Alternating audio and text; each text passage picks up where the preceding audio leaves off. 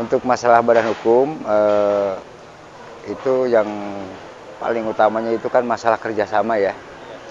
Kerjasama dengan pihak ketiga yaitu swasta, pemerintahan, BUMN maupun swasta itu emang harus berbadan hukum sekarang aturannya. Terus yang selanjutnya untuk bantuan-bantuan dari pemerintah, kalau seandainya emang kita BUMDes tidak berbadan hukum itu katanya gitu ya, tidak akan diturunkan gitu bantuannya. Sebenarnya mungkin kita targetkan untuk sekarang, ya setelah dilantik ini, kita sudah sepakat bersama rekan-rekan pengurus, akan ada, kita mendatangi SWAN ya, kita datang ke, mungkin kalau untuk datang ke seluruh desa itu kan nggak mungkin, nggak akan cukup 1 tahun. Makanya kita ada rencana nanti di setiap kecamatan kita kumpulkan, karena kita kan rata-rata di setiap kecamatan ada BUMDesma.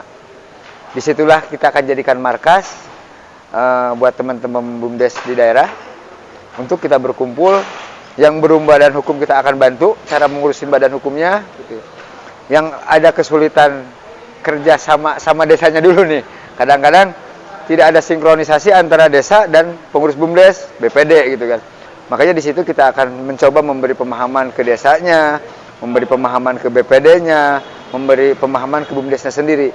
Kadang-kadang desa berpikir program kerjanya juga nggak ada, ini mau minta duit gitu kan.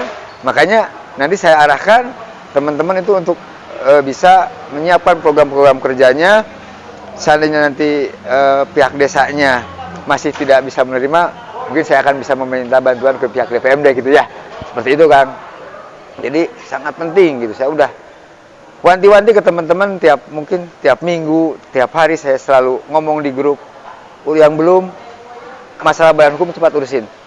Karena banyak sifatnya, kayak sekarang banyak contoh ada yang menawarkan bantuan yang sifatnya hibah. Kalau tidak berbadan hukum dia nggak boleh. Seperti itu Kang.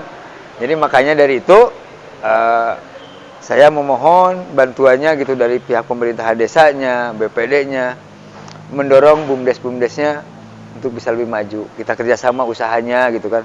Nanti kedepannya saya pengen itu ada usaha bersama yang dikelola oleh asosiasi. Seperti itu Kang. Terima kasih.